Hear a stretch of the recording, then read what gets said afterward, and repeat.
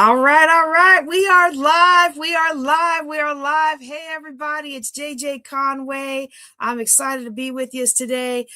In this lesson, we're going to talk about the power of vision. If we have enough time, we're also going to talk about persistence. If we don't have enough time, I'll record it for the next podcast. But before I do that, I want to talk to you, parents. I want to warn you about something you need to know about letting your kids watch Amazon Prime. Whoa! Well, hello, Ultra Nene. How are you doing today? I am doing good. You are? Tell me about it. Well, I'm doing good because I'm Ultra Nene. I'm always doing good. You're always doing good? Yeah. Okay, do you have anything for us today? I do have a little football card. It's a fire one. And it says 18. Game on, and you're ready to shine. That, to me, must mean that the game plays and you're ready to get out there and make the play. All right. All right. Peace. Wait, before you go, what makes you ready to make the play? Practice. Oh, yeah. Well, thank you so much, Ultra Nene. Now, look, y'all, encourage my little one. I want to encourage him in this journey because he has such a magnetism in performing, and he's great on camera. He's really great in person once he gets over his stage fright. So just drop him some encouragement in the chat. If y'all want to send him a little something on his Cash App. Oh, he doesn't have one yet. I guess I better make him one. Hey. What? Okay. Anyway, I want to warn parents about something we discovered about Amazon Prime. It is not quite a scam, but I tell you what, where's my flag? Oh, I thought I had my flag ready. Do you see my yellow flag over there? Here it is. Hey, that's my sock. That's my flag. It's my sock. Can you lay down and go to sleep? It's my sock. I'm on a live broadcast. Can you lay down? Sock. Not anymore. It's not. Yes, it is. It's been my flag for 2 years that your foot couldn't fit in it. What? One question. That's enough. I just have one question. Hurry it up. I'm on a live broadcast. When's the last time you've actually used it? About 2 months ago. I'm about to use it today. I'm throwing a flag on Amazon. You threw it at the... Stop. You should have thrown that at me. I'm going to throw it at you. No, I'm not going to throw it, but I am throwing the flag on Amazon because Amazon Prime has done something that's absolutely brilliant for them to make money, but it's tearing away at your pocketbook. What am I talking about? I am talking about the embedded ads they have in their children's programming. Okay, so my son started watching Mr. Beast games, and I'm not sure how I feel about Mr. Beast. I'm gonna be honest with y'all. I'm not sure how I feel about Mr. Beast, but let me tell you what I don't like. I don't like the fact that in the midst of Prime Video that I already pay Prime for, so I don't understand why I have ads in the first place. Can we just all agree that if I have to pay for your service, I really shouldn't have to also have ads?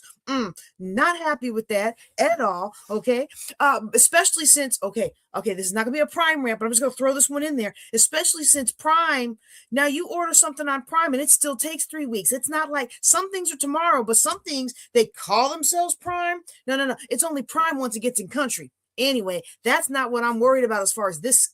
Not a scam, but still feels like a scam from Amazon Prime. Okay. And that is that when you're watching the commercials, my son was watching the commercials. He clicked something. It added whatever was in the commercial into my Amazon cart. So if you have children, now I know we should not be allowing our children to watch TV, watch the internet, watch any of these things unsupervised. But you and I both know, because we are busy parents, that every once in a while, letting the child be babysat by the, but I can see now why the church calls it the one-eyed devil. But sometimes you just have to pop something in and get some stuff done. And if you get an hour done, then it's worth the transition of him having some time, right? Okay. That's a personal judgment. I'm not gonna throw no shade at you if you let your children watch more than that. And I'm also not gonna throw no shade at you if you are like I was for the first 2 weeks I was a parent. Like, I'm never gonna be that parent. Maybe you aren't, but I am. Okay. So he clicked something because it was in the ad. It added it to the cart.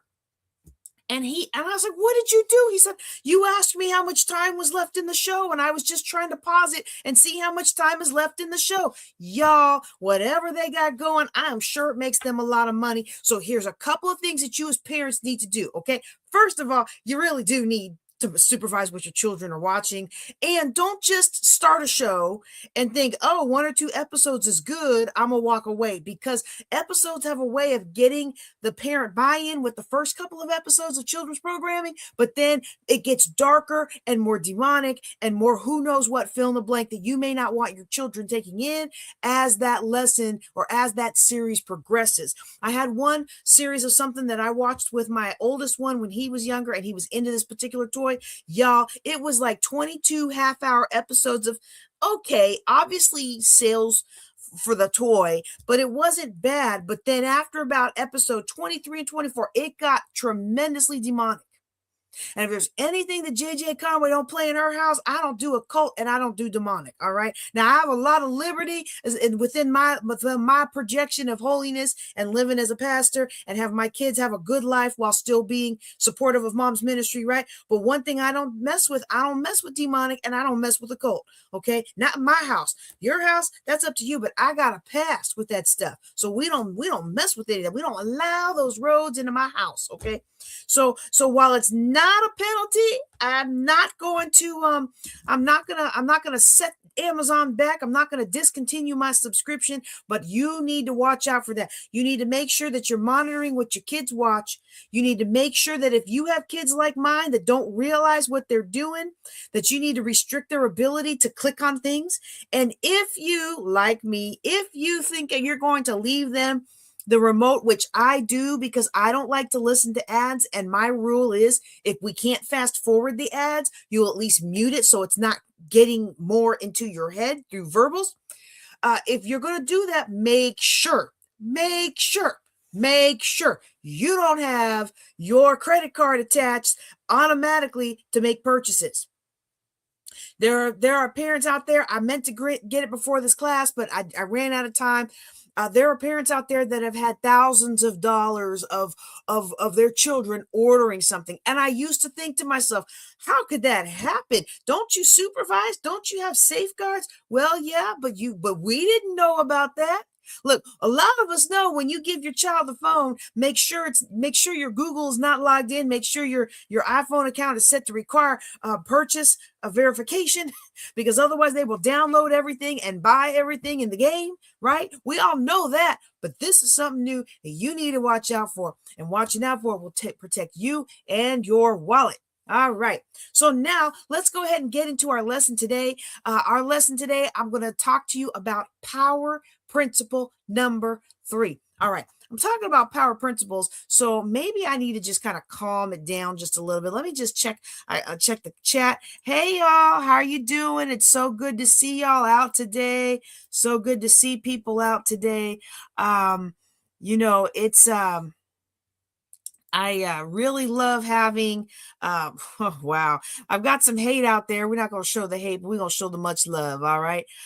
So anyway, it's really good to have people on today, and we're really looking forward to having our discussion about power principles.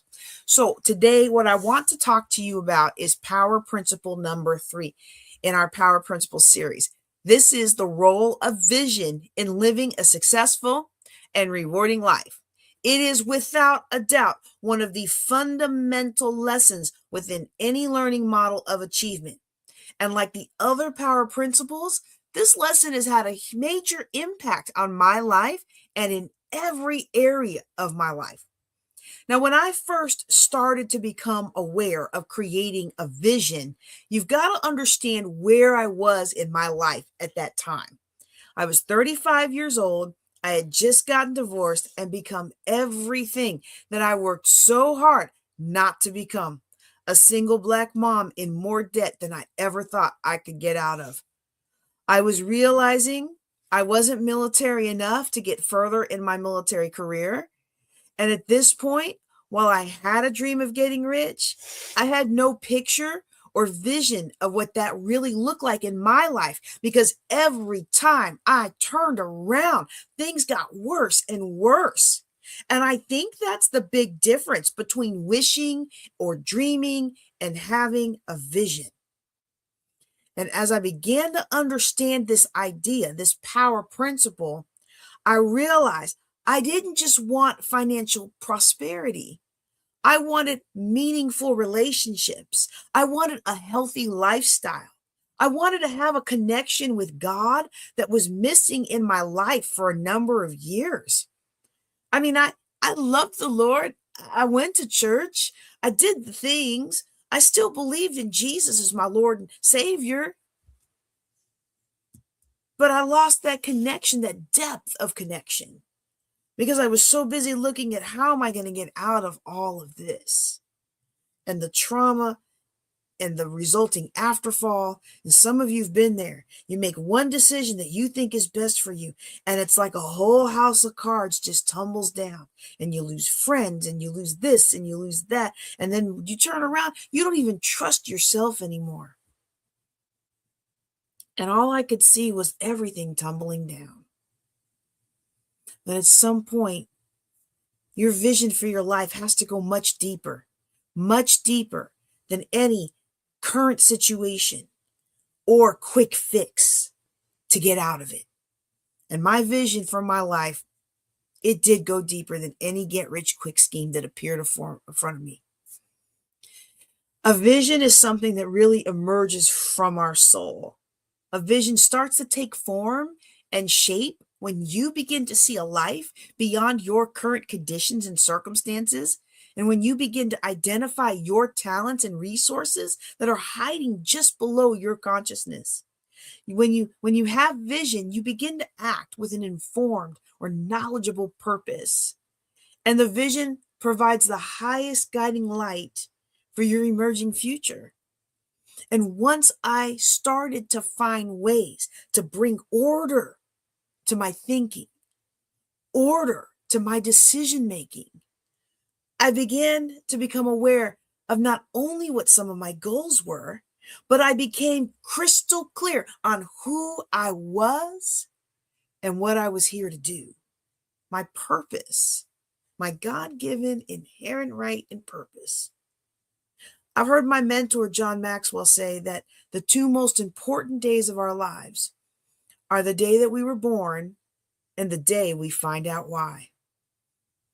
One of our country's most compelling examples of vision was expressed in President Kennedy's charge to NASA that the United States get to the moon by the end of the 1960s decade. During a speech in 1961 to Congress, he said that nothing will be more impressive to mankind and none will be so difficult or expensive to accomplish. And he went on to say that we aspire to do these things not because they are easy, but because they are hard. His vision for the nation, it was specific and it was clear. It was delivered with passion and the faith that comes with vision. It wasn't a pipe dream or a wish where people didn't really expect the plan to be fully acted out. See, instead, it was already envisioned and embraced by NASA's employees, from its top level administrators all the way down to its janitorial staff. They understood the vision. They understood their responsibility in achieving the vision. And even though they had no idea of how, they were gonna do it. And I think that's where many of us get bogged down, isn't it? I know for me in my own life, I tend to be a little bit left-brained, and I often get caught up in how am I going to do that? In fact, we are naturally taught to consider the how first. We allow these voices from our past, right? Our teachers, our parents, employers, friends, other people, to temper our aspirations with their self-doubt, with their skepticism, with their cynicism, and maybe even with their negative self-judgment. We become conditioned not to get our hopes up, but to self-censor our visions before they ever even rise fully into our conscious awareness. True vision has been written about for thousands of years. even in ancient times. And we can go back to the Bible in Proverbs 29. Great chapter, and among the many nuggets is verse 18, where there is no vision, the people perish. And as a kid, I might have wondered when I read that, did it mean that people literally would physically die? Well, now I've come to understand that it's even worse. They don't die. They live with the lack of awareness of their true God-given potential. Another mentor, Les Brown, he made this observation. He said that some people die at 25 and don't get buried till they're 65. Ooh, y'all. What he means is that without vision, people genuinely have no future. Without vision, they're just cast upon the junk heap of life. So without vision, they become a liability to society rather than an asset to those around them. And without vision, their mentality is more about existing than truly living. And that, in a way, is perishing. And the verse assumes that there's a vision to be revealed in all of us, right? And one has to have a purpose and promise. That vision of a revelation from God, it helps a person walk a certain path. And I hesitate to, how do I want to say it?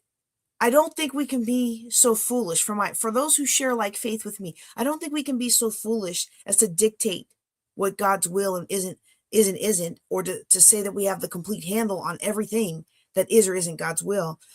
But I do believe that when the Lord drops something into our heart, we have to be careful not to dismiss it because of the years of self-preservation, the years of risk aversion, the years of play it safe, don't rock the boat that was poured upon us, not only us as we are and the people around us who poured that into us, but there's a quote out there that says, from birth, we are tattooed with the scars of our tribe. And so everything that our parents learned and everything that their parents learned in a world that really lacks a lot of vision and doesn't reward excellence unless you get to the point of excellence, that tends to be crabs in a bucket and pull down people that are trying to lift up and excel and rebuild their communities. It's too easy for us to let that vision be squelched and never even give it a chance to breathe, to grow legs, to grow leaves and roots and do all the things to bear fruit. I used to be in the military, some of you know that, and we developed a missile that was designed after the human mind, right? It tracks its target in whatever direction it moves. And when the target vanishes, though, from the missile's vision, the missile self-destructs. Now, this was a vision that was designed after the human mind. And for you and I, without a vision in our lives, we easily wander off course and we face the same fate. We self-destruct. Vision is a useful and powerful tool in the learning model of success to guide and direct us towards living a meaningful life. And vision allows us to connect with our purpose and become very clear of our goals.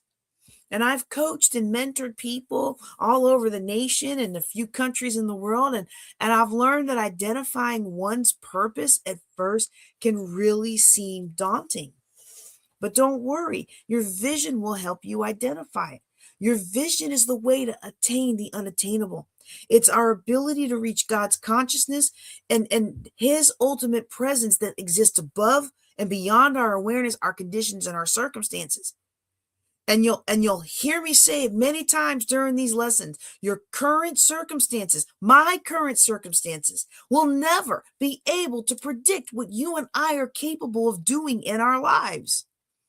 And I know I'm probably the pot calling the kettle black on this because the Lord is pushing me in a direction and I'm dragging my feet because of my current circumstances and conditions. And I have to remind myself of these lessons over and over again that to achieve the greatness that is in me, I have to let go of the inadequacies that I feel are in me. Ooh, y'all, I don't know if I can say that again, so I hope you wrote that down. The formulation, articulation, and application of vision is truly an exercise of the law of cause and effect.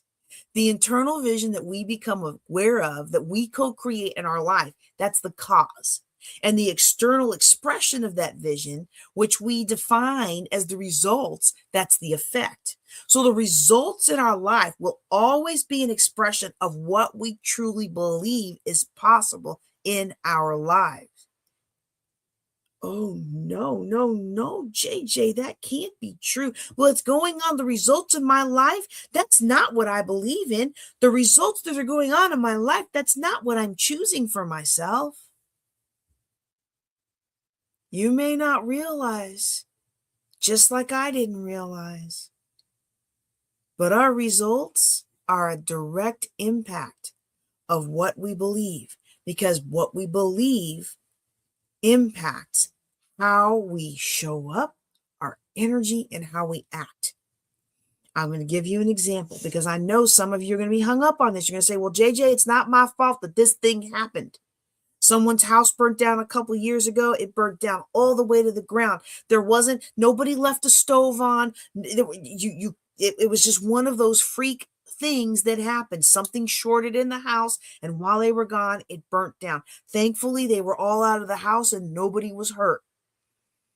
And you say, well, is that an impact of their belief? Did they manifest their house burning down? No, they didn't manifest their house burning down. But a year later, that house was rebuilt. And it was rebuilt, and it was rebuilt better, and it was rebuilt. And they could have, instead of rebuilding, they could have just rolled over. They could have just tucked their tails between their legs and just gave up. And woe is me. But because of their belief, they pressed forward.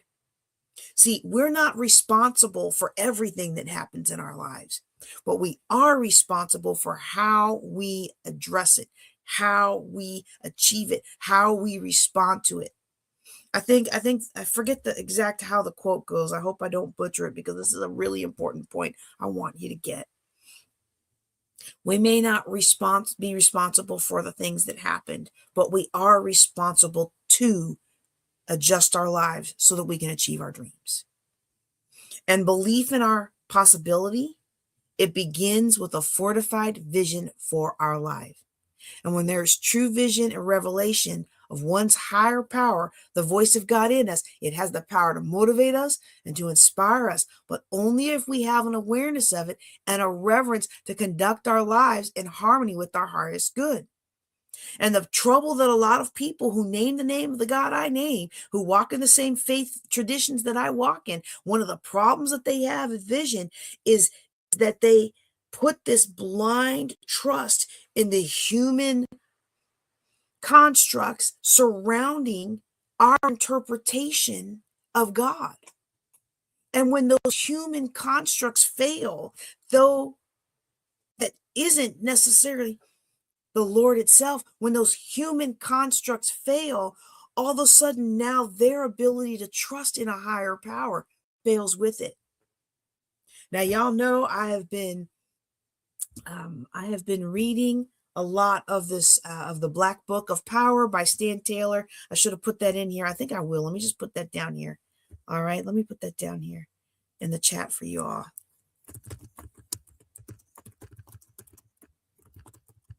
At first, I was a little hesitant because I was like, what you talking about, Willis? Mom, it's 2026. It's stantaylor.com/JJC. But one of the things that he does in the book is he opens up your eyes to the construct of different paradigms, the thoughts that are installed upon us to make money out of us, the paradigms of different aspects of religion and adherence to culture and organizational culture. And I mean, it's fascinating. And I especially I especially, me and a really close friend, we've been working through the book, and I've been working through it with one of our autistic young adults, just to open up eyes to what's really going on in the world around you. And so one of the things that he talks about quite disparagingly is the construct of religion. And the reason I'm addressing this, I know this is a secular podcast, but I am in the ministry, and a lot of people who watch me or listen to me are in the ministry, and they have a vision and a vision and a vision, and I'm going with God, and I'm going with God, and I have a vision and I'm going with God, right? My purpose in life is to equip God's people. That's my purpose in life, and everything I do, every vision that I execute is aligned with that purpose, right? So I'm not saying I have an issue with God. I don't have an issue with religion. I don't have an issue with church. But what I am saying is I have an issue with people who do not base their relationship with religion on an actual relationship with God. Because when your relationship with religion is the rote mechanics of doing what you need to do, that's not the actual vision that God had for you. It's the vision that somebody else had for you. It's a vision to help build up their church, a vision to help build up their ministry, a vision to help them look good, a vision to help them look anointed. You have to get in touch with what is God saying is the vision for your life, so that you can live your life in harmony with his highest good for you, not in harmony for what some preacher wants to utilize you for to achieve their goals, line their pockets, and fulfill their dreams. Ooh, y'all, I just said a word. All right. People who live and operate without vision have a propensity to engage in self-destructive behavior, procrastination, and negativity. They act out of blindness. They will not discipline. Ooh, we don't like that word. We don't like that word. They will not discipline themselves to take proper responsibility. And the result is that they perish. Quite a contrast to the satisfying result a person experiences when they are living in and from their vision. See, there can be no doubt of what a vision produces. And the beautiful thing about a vision is you don't have to go searching for it. It's already in you. And it's not so much about finding the vision. It's not so much about going on this search for yourself as it is about discovering the vision that has been inside you all along. And its finer points will, of course, change and evolve over time. But if allowed, its foundation will bring order, focus, and cohesiveness to all aspects of your life. And here's how. Vision is the conscious awareness of our desires and possibilities blended with the gift of imagination. Imagination is a gift from the Lord, and I wish more of God's people would not cast that aside in their quest to be more godly, or to be more righteous, or to be more holy. Vision is our ability to create our future with passion today. But vision is not just a destination. It's also a powerful tool that allows us to engage all of our senses, our resources, our emotions into this realization.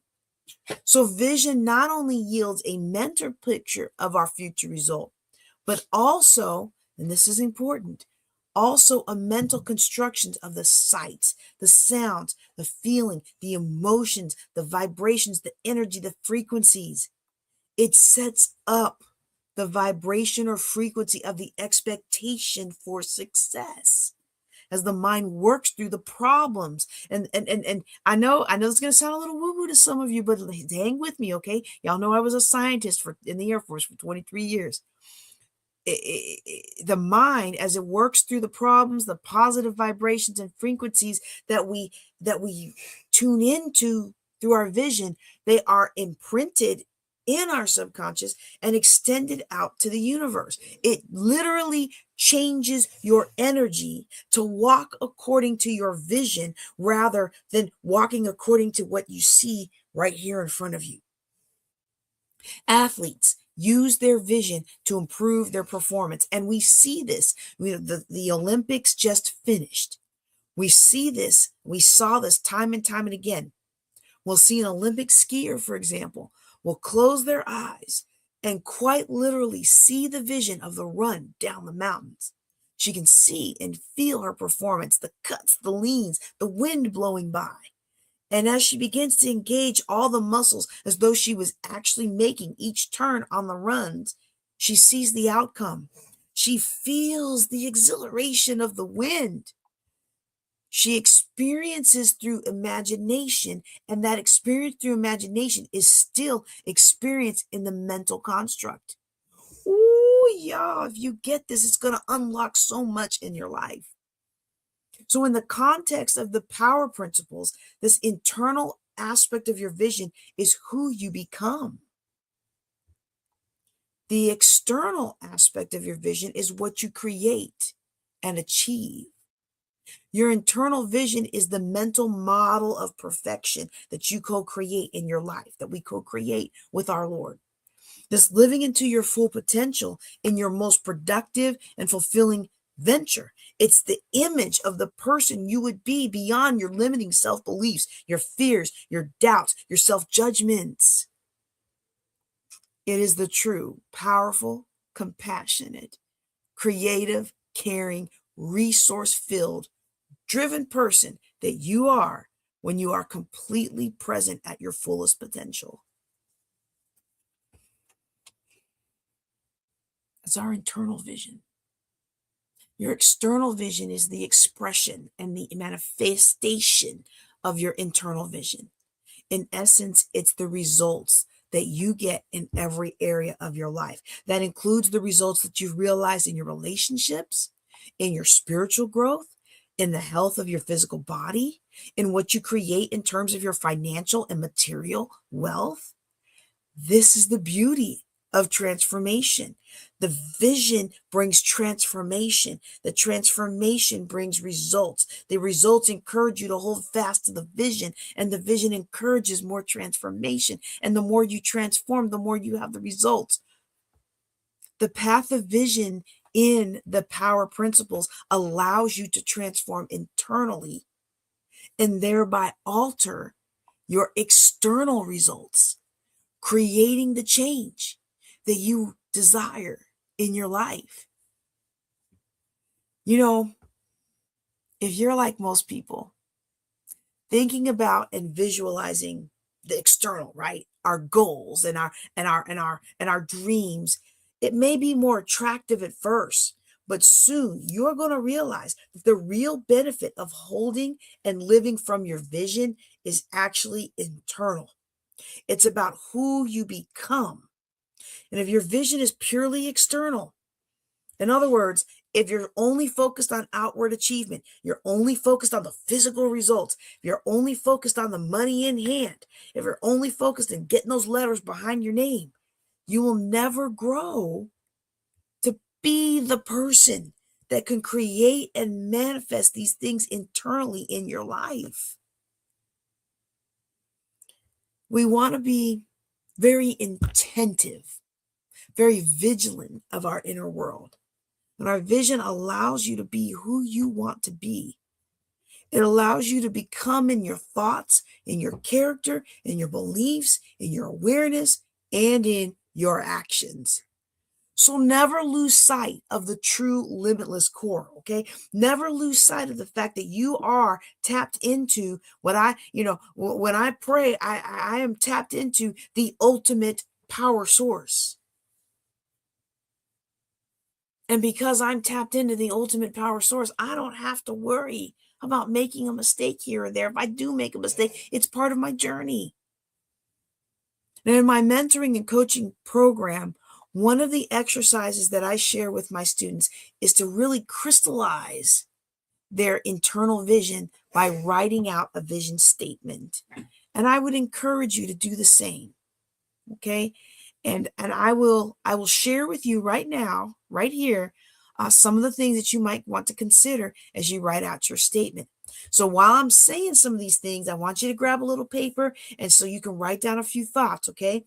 Now as you're getting that paper, before I do this, let me say that this is so critical. I remember when I first started to go and study personal development.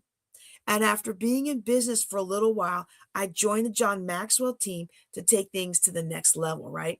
And I remember prior to joining what they call mentorship, which is like an extra add-on, you get your certification, business in a box, but then mentorship shows you how to really implement it.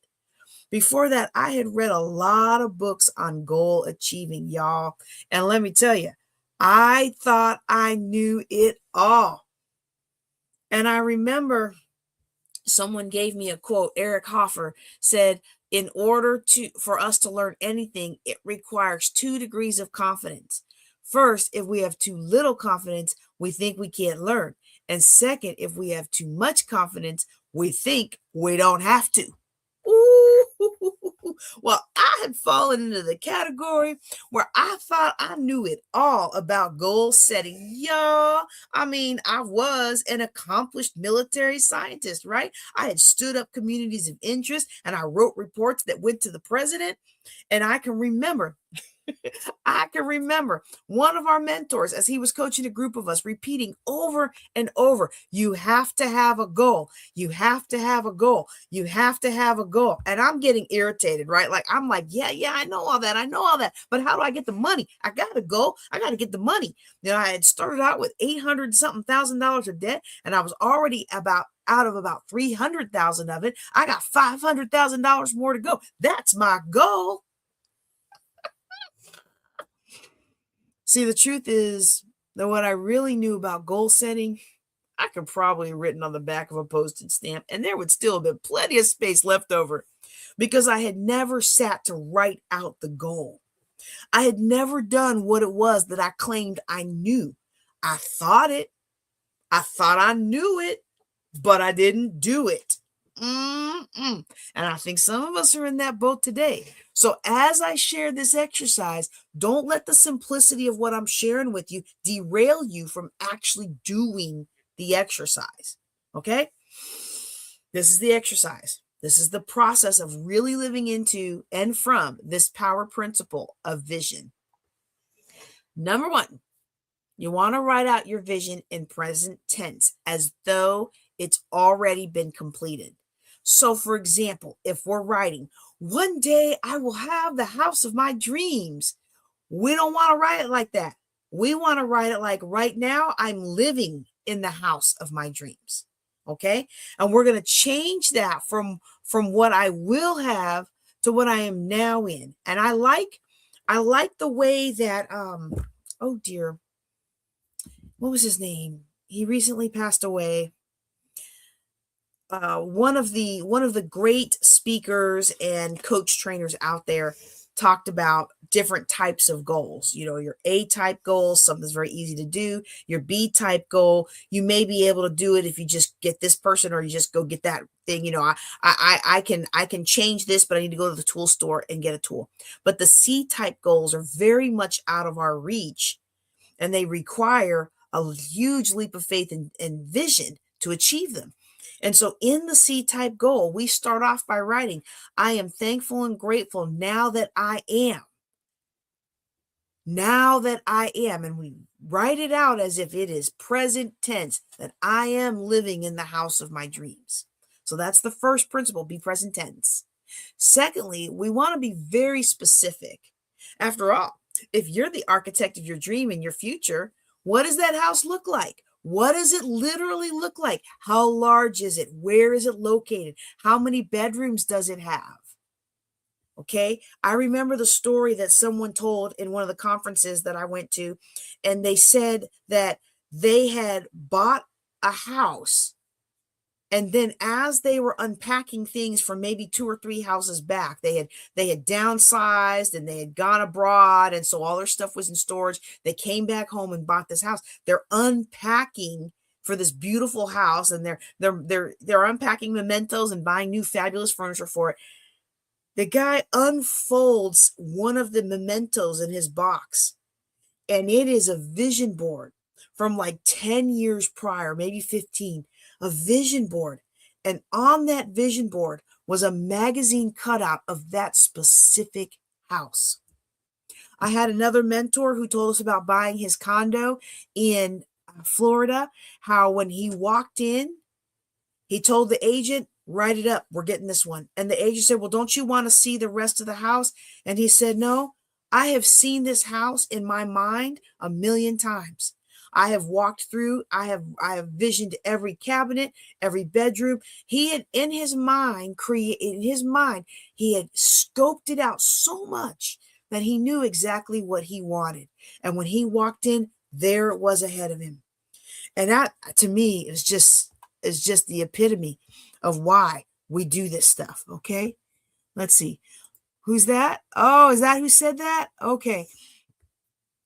Okay. Now I'm going to share just a little tidbit of you with mine. When I first did mine, I was like, well, I want to have a house where I can look at the beach, and I want to have a house where in my study, I can look out and see the beach, and I can have a sunrise and a beautiful sunset. And I thought, there's only so many places in the world you can live where you can position your house to have water on both sides. And there's only so many places in our country, very few places in our country, and very few ways that you can situate your house in a study to have both the sun in the morning and the sun at night, because the sun goes the way it goes over the earth. And the thought of me thinking through exactly what I wanted for the house, exactly what I wanted for my business, exactly how I wanted my health and strength, exactly how I wanted to have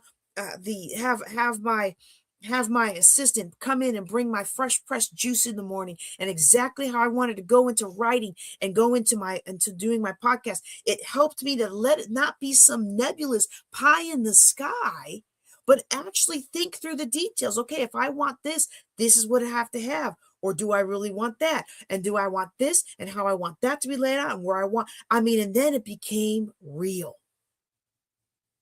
And what you're doing when you write out the vision is you're making the vision plain. You're making the vision real. Now, I hope as I explained all that to you, you got a little taste of number 3 in my descriptions, okay? You got a little taste of number 3 in my descriptions. First, I want to say a little hi to some of the folks out there. Hey there. So good to see you. So good to see you. There's the man right there. I tell you what, he's got a plan, and he's working the plan. He's working the vision, and he's bringing it to pass, and he's bringing others behind him. Woo. All right. I hope you got a sense that when you're writing out this vision, you want to become emotionally involved. I know in business, we're especially as a podcaster, I keep getting feedback. Hey, you got to cut the emotion out. You got to calm it down. I'm like, I don't got to do nothing. I'm going to do what the Lord called me to do. And maybe you make more money doing it your way, but I make the right money that I need helping the people that I've called to help doing it my way. Now, I did try, y'all. If you did not see my thing on voting today, let me just take it aside from the lesson. If y'all did not see my thing on voting today, I want you to go back and listen to it, because in many jurisdictions, this is a week for early voting in the primaries, and you may not have realized that you could vote in the primaries, okay? I'm not bringing that up to talk to you about voting. I'm bringing it up because when I did that today, we were trying out a new mic and a new camera and a new situation, and when I played it back and I heard the difference between what I'm doing right now and what we had, I said, oh, this is like when I had that really good mic before it got destroyed. I used to have, so I don't know if y'all, for those of you who've been with me a long time, I had a period of time where I was recording podcasts in my car at lunchtime. Then we got a little better. Then we got super swanky with the nice equipment. It sounded really good and professional. Y'all, I was getting invited to be on all these podcast things. I was teaching people how to do it. Oh, it was great. And then all that stuff got destroyed, and some of it got lost as I moved out here to Texas.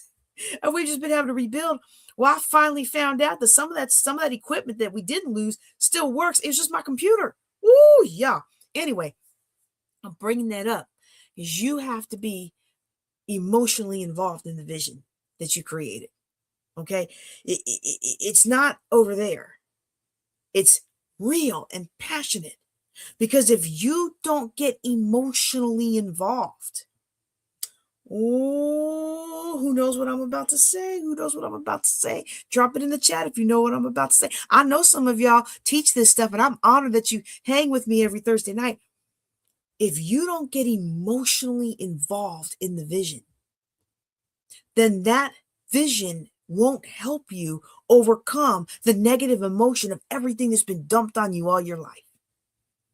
It won't help you overcome it, because we try to overcome these things with logic and with intellect and with our conscious brain and our willpower. Our willpower runs out so soon. And our conscious brain, it's not even the bulk of the brain power that we use. And the negativity in your life is lodged deep down in your subconscious, and you can't willpower your way out of it, but you can emotion your way out of it. And just like that Olympic skier that we talked about visualizes herself going down the mountain and feeling the wind and feeling the exhilaration of winning and feeling the excitement and doing all the things, just like that emotion gets in the brain and it becomes a form of practice that actually translates out on the course. Your vision comes in and it erases the negative voices of you're not good enough, you're never good enough, who do you think you are, don't rock the boat. But when you get emotionally caught up in the vision, that emotion starts to quiet the other emotion.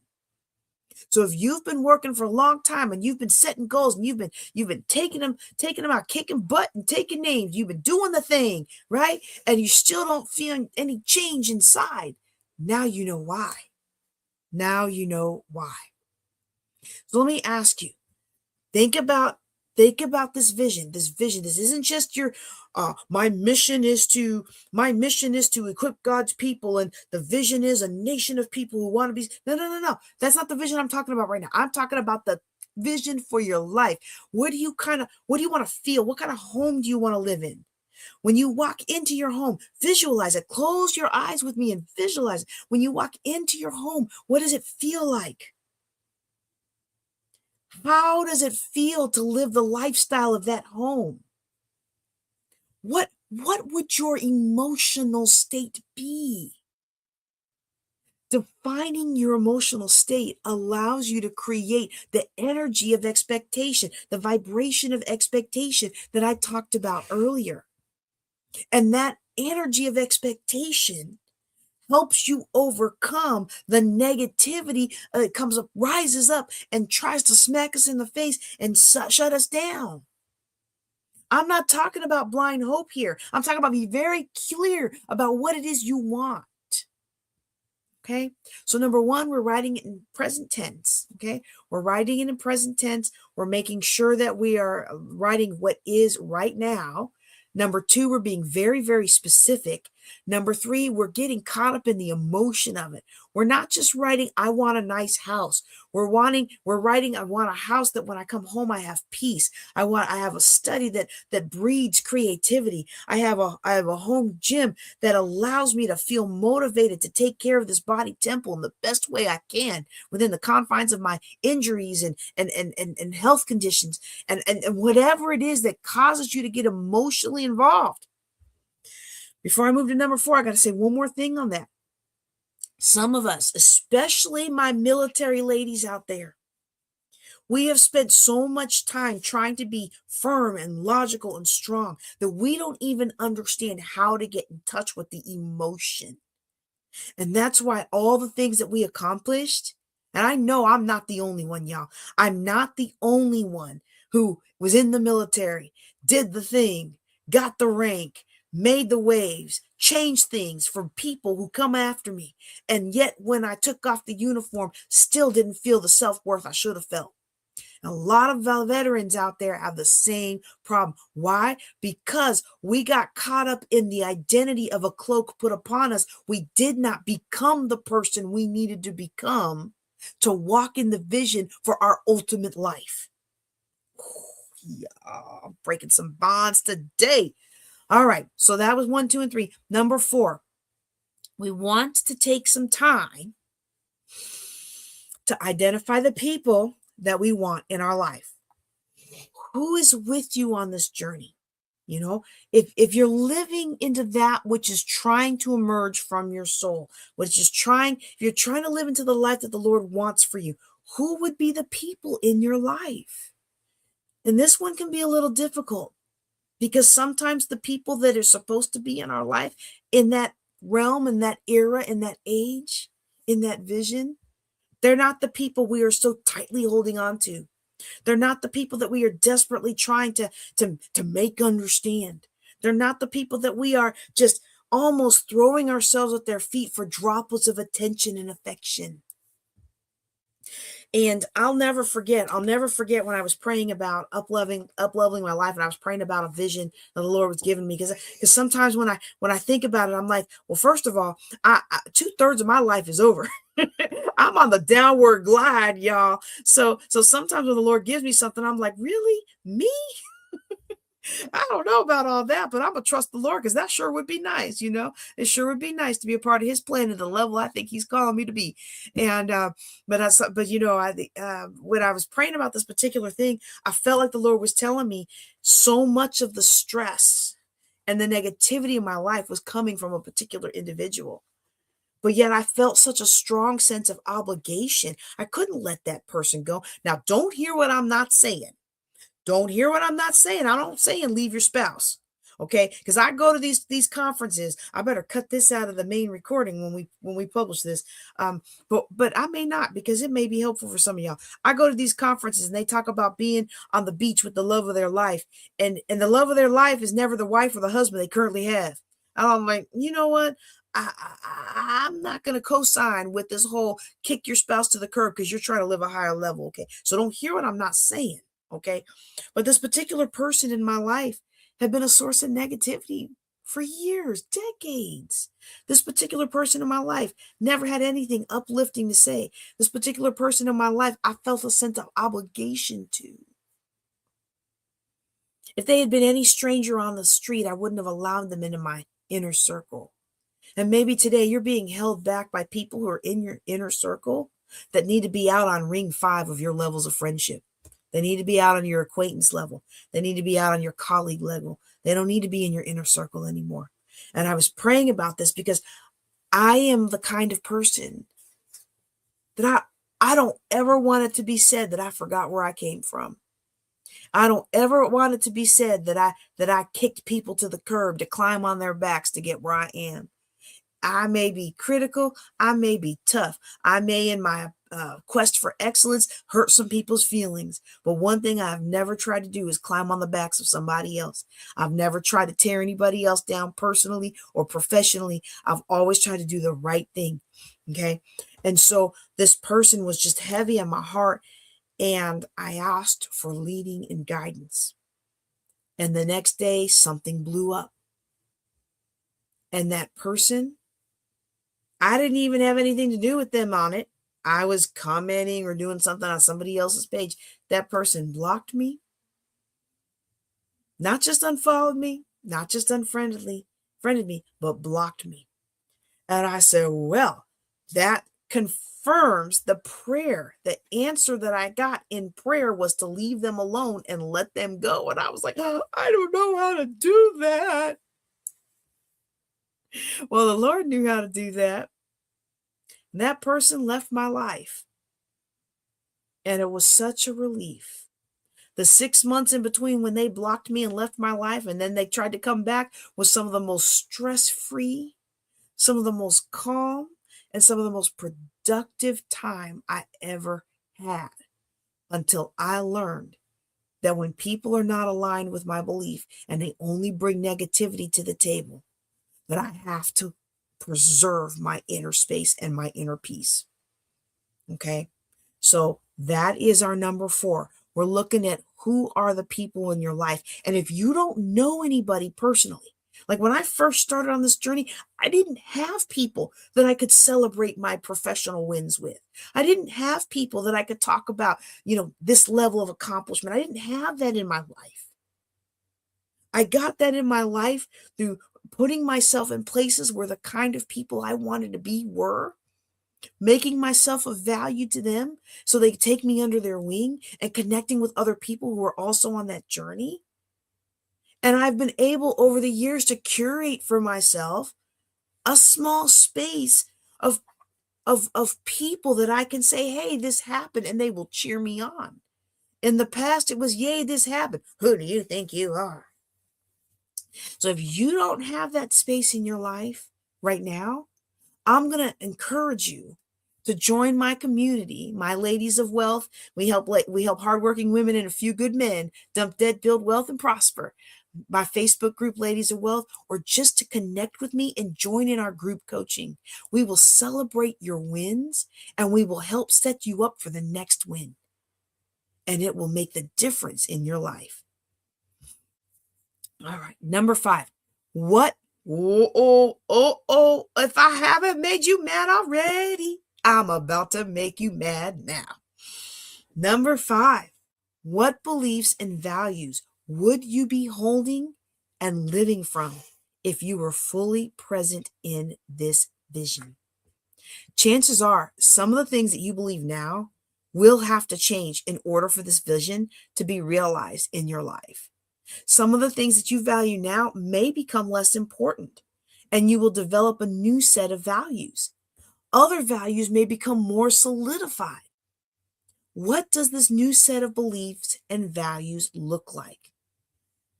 This is so important to your journey because one of the things I've found as a person of faith is that many people of faith lose their faith as they progress along their journey to financial freedom. Many people, I've watched the progression. They start off walking with the Lord and doing the Lord's work and doing great things in the communities, and they raise higher and higher. And then the next thing you know, they start introducing this into their life and introducing that into their life. And you fast forward 10, 15 years, they are an entirely different person. And yes, we should be different people 10, 15 years from now. But our foundational values and faith, if those things are important to you, and if you've done the soul searching to make sure that you know what you believe and why you believe it, those foundational values shouldn't change. Now, some values need to change. I'm going to give you this example. Someone that I've often admired. I couldn't even believe that this revelation came to me because I think I kind of put this person on a pedestal. She was amazing. She taught me so much of what I know. And even though I could never get her to do the things that I thought were going to make us both a lot of money, I was like, well, she's not going to do it. I'm going to do it. She would have been better at it. We'd have probably made more money with her at the helm instead of me. But you know what? I'm going to still roll on because when the idea comes to me, I have learned to move out on it. Okay. And so this person is somebody that I just really valued. But the last interaction we had, we were doing something. We were planning for some event. And this person is an international business multimillionaire. And we went to the dollar store. Now, y'all know I love my Dollar Tree. It's a $1.25 tree right now. Well, actually, have they raised the price again? I heard they were raising the price again. But y'all know I love my Dollar Tree, okay? But I don't Dollar Tree everything anymore. And I found it interesting as I spent the day with this person, hoping to, rekindle some relationship with them and just kind of learn some more droplets of wisdom from them. I noticed something. I noticed that we both had come from humble beginnings. This is one of the things that I admired about her. But she had never been able to let go of the energy of being poor. She had never been able to let go of those times when she had to scrimp and save. Even though she had so much more money now than she knew what to do with. They had enough money. She has enough money to just go buy a property if she wants to in cash. But when it came to the decor, and when it came to this and it came to that, we spent hours trying to save a few pennies. And I thought to myself, this is the energy that's holding her back.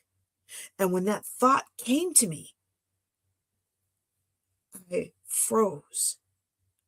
How on earth could I think that about this person? And as I went about, the Spirit led me to observe, as we went about the day, I began to see that the energy of clawing your way up to the top, the energy of always having to make it do, make it, use it up, wear it out, make it do or do without. The energy of having to do that instead of choosing to do that. still overtoned every decision she made. It made it hard for her to delegate and to let go. And as I began to consider, I thought, I have a trouble delegating. I have trouble letting go. I have trouble signing up for the solution that's right in front of my face that I thought about, prayed about, analyzed and said, I need this in my life. And here it is offered to me on a silver platter. And I'm like, I don't know about that price point. Y'all, some things we need to let go. Now, I'm not saying let go of your faith. I'm not saying let go of your foundational values. In fact, I really want you to hold tight to those things. But we got to let go of some things so that we can go up. We got to give up to go up. All right? Think of this as you write out what the values, the beliefs and values that you want to have. Think of it as like a journal entry about your actions, and note your feelings, the sights and sounds that surround you. Okay.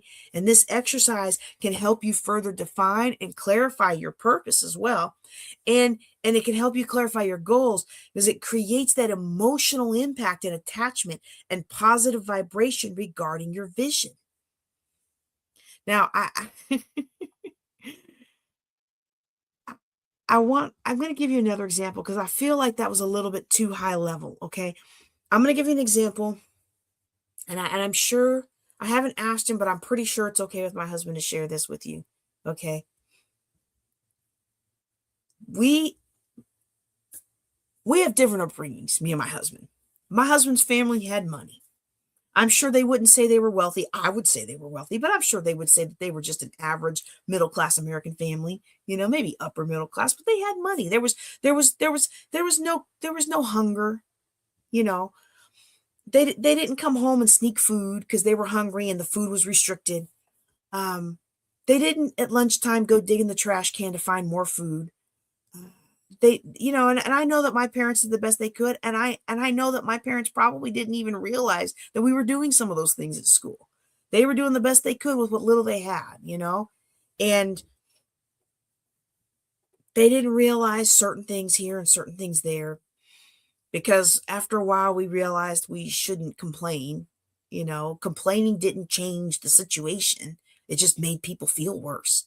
And if there's anything that I learned is making your parents feel worse is not a way to get what you want. Especially when they're trying the best they can, right?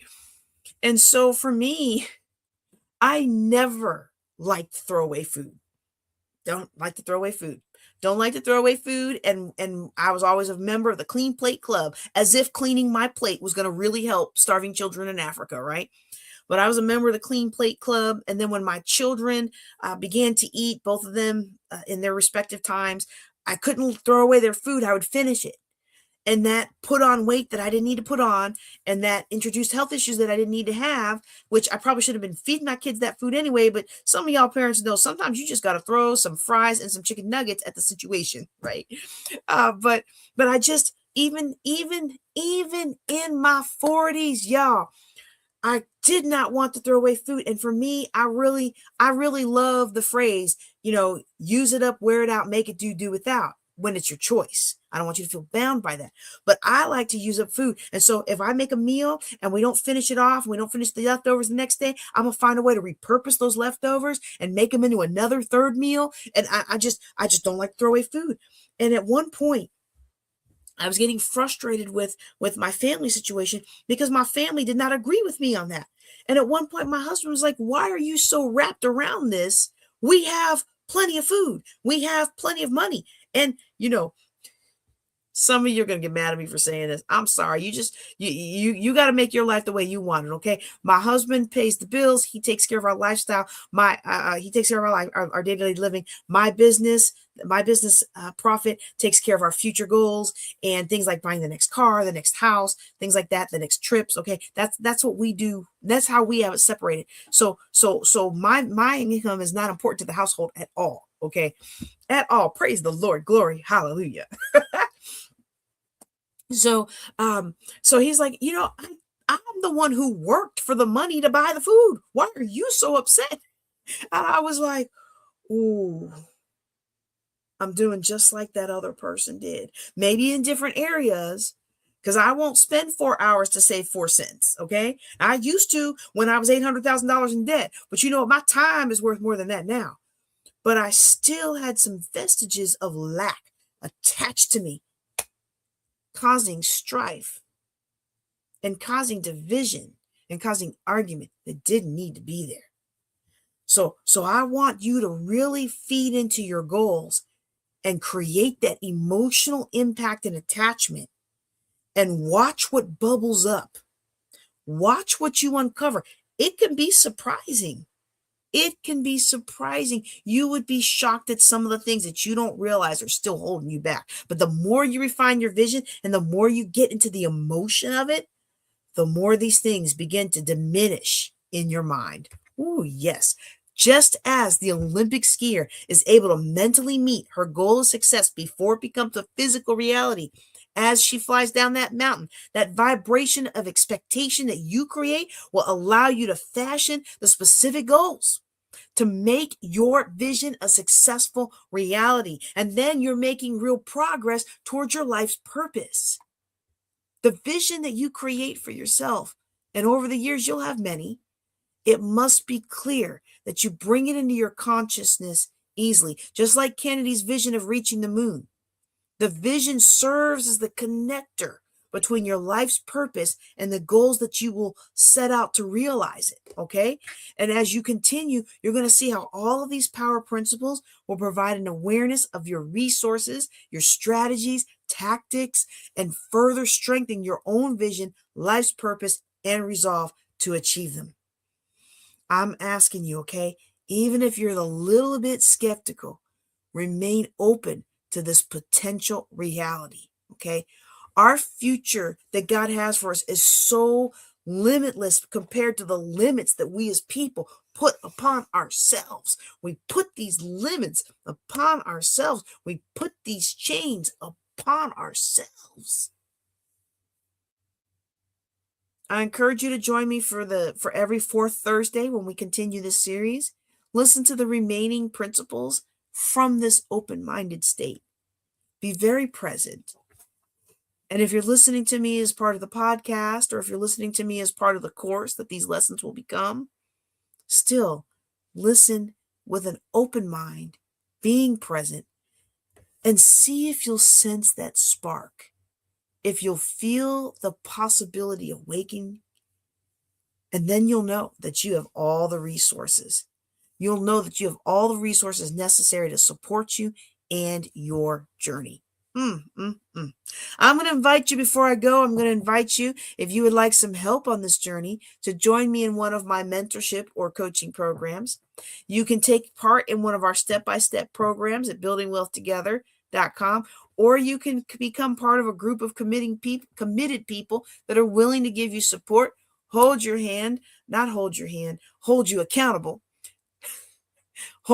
accountable, help clarify your vision, and help support you as you work to achieve it. I am totally confident that if you will follow these steps, you will fulfill your vision. I want to thank you for listening or watching, whichever way you're consuming this class. This has been JJ Conway. We have been talking about power principle number 3, vision. I want to encourage you to nurture your vision. All right. I hope you've enjoyed the lesson today. And if you haven't already, I encourage you to connect with me at JJ Knows the Way. The only reason I know the way is because I know the one who is the way. And I hope that you will join me in walking with him today. Y'all take care and be blessed.